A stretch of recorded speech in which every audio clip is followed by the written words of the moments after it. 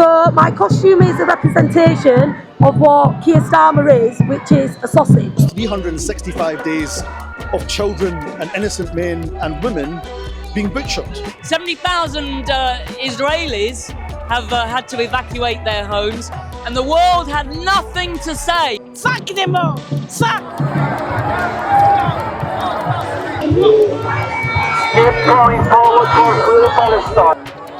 So the Pro-Palestine march that we were covering today has come past a counter-protest. It's pretty heated. Can you tell us what's happening right now between the protest and the counter-protest? Yeah, so you've got the pro-Palestinian protesters on that side.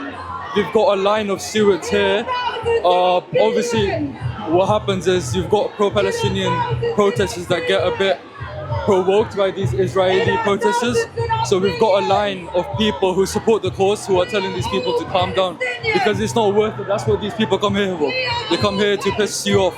That's their only cause. Like, you look there, we've got a Pakistani flag, which is a Muslim country, with the Israeli flag, and obviously the guy that's holding it, he's not Pakistani, he's not Muslim. It's just there to trigger you. So you can't fall for it, you can't fall for the rage bait. And obviously it's not worth it fighting with someone who's just there to take your energy. Tensions are pretty high, and we just saw you quite expertly intervene and calm someone down there. Can you tell us what you did?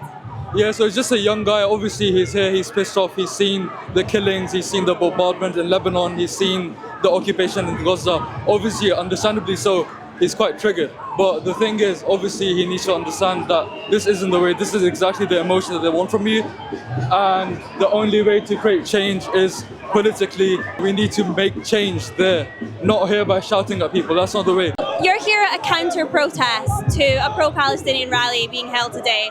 Why is that? Well, I am pro-Palestine, but I'm also pro-Israel. I believe in every people having their own state. But there was a ceasefire and no occupation of Gaza or the Lebanon on the 6th, 7th, 8th of October of 2023. There was ceasefire. Those countries were not occupied. Gaza wasn't occupied, Lebanon wasn't occupied, and yet there were unprovoked attacks by Islamist forces against Israel. And Hezbollah, a proxy of Iran, both organizations and states that want to hang gays, take away women's rights, put them behind the veil. They're against democracy. I've been speaking to a lot of people here today, and they have also, condemned October 7th. It feels These guys haven't condemned 7th of October. Obviously what happened October the 7th last year was disgraceful, it was horrific, and that can't ever be justified. But in return, it's not possible to kill over 30,000 people, to displace the entire population of the Strip. And it's just a completely disproportionate level of violence. I mean, it's super important for Médecins Sans Frontières to be here because we've been working in Gaza for decades. We have up to 500 colleagues working in Gaza at any one time, our Palestinian colleagues. We've lost 6 of our colleagues already. We've had 6 of our colleagues killed by the Israeli military, and you can see them on our banner over there. And all our other colleagues are displaced. Every day we're treating the wounded, we're receiving the dead bodies in our hospitals, and it's now been 1 year. This is the most exceptional violence maybe that we've ever dealt with in our lifetime as an organization in this tiny strip of land, and it's just, for us, we just can't believe that there hasn't been a ceasefire after 1 year. Anybody who believes in democracy and freedom and human rights needs to stand up against it, and that means taking sides and supporting Israel in the defense of their states, in the defense of their existence, in defense of their people, because they were attacked on the 7th and 8th of October. They didn't start this. I am a child survivor of the Holocaust of World War II. I think it's important to show that not all Jews support Israel, quite the contrary. It's a very divided community, it's not a single community.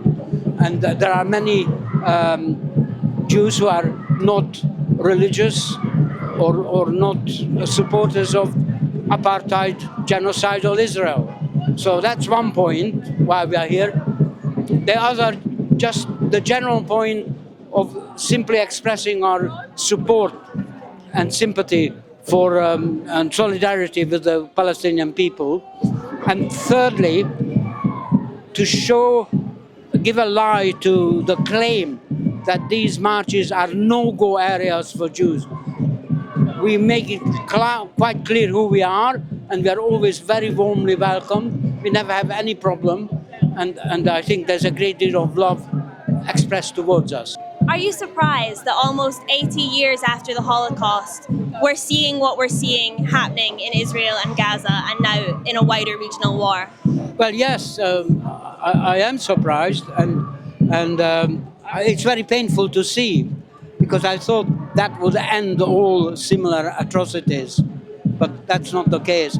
And it's particularly painful to see the people who suffered in the Holocaust and created, unfortunately, a sort of colonialist state, they themselves, in order to remain in power and maintain that dominance, descend into genocide and repeat the kind of pain that I witnessed during the Holocaust. I'm Palestinian and I'm half Lebanese, and my family is suffering. People in Gaza, I have cousins there, I have relatives in Lebanon. It is my duty, it's my part to do something.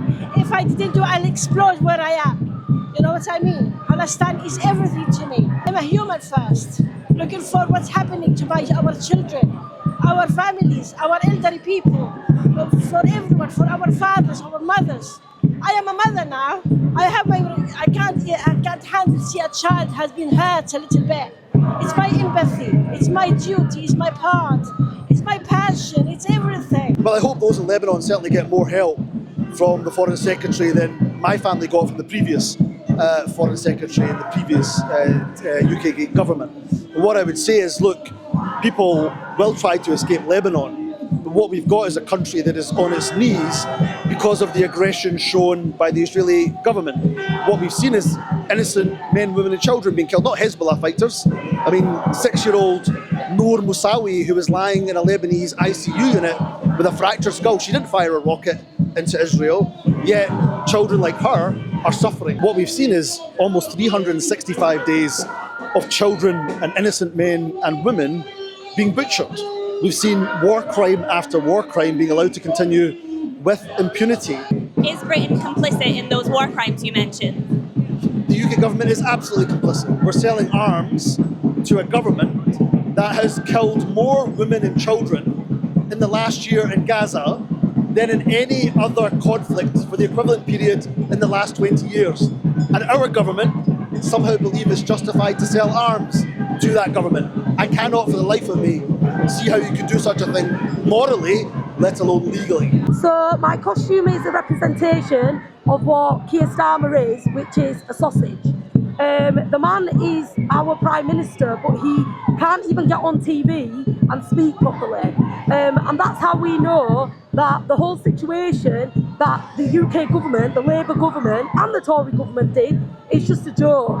And today I mock Keir Starmer like I do mock Keir Starmer every single day, because he is a sausage. Last week, Keir Starmer said that Israel had the right to defend herself and that the UK stands with Israel. What did you make of that? As a British citizen, as a British Pakistani Muslim, the UK does not stand with Israel. Over 70% of the UK are demanding for a ceasefire, demanding for Keir Starmer to stop arming Israel. So he does not speak for us. He is not my government. He is not my Prime Minister. And the thousands that are around you here today, that proves that he is nothing. He has nothing to do with us, not in our name. Fuck them all. Fuck. It is not a human being. They are following agenda of the Zionists, not following the humanity. There is a business there. There is a gas. Fuck them all. I don't care.